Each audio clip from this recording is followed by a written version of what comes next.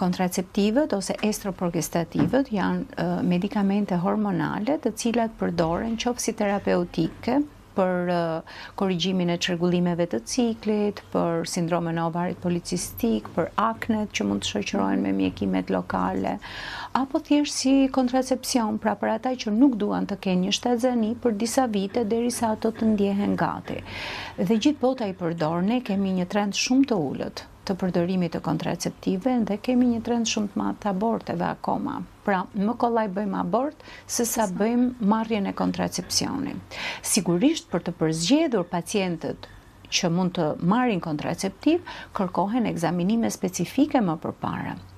Sepse spaku mos dëmton nuk na shqitet për asnjë moment në gjithë praktikën tonë të përditshme.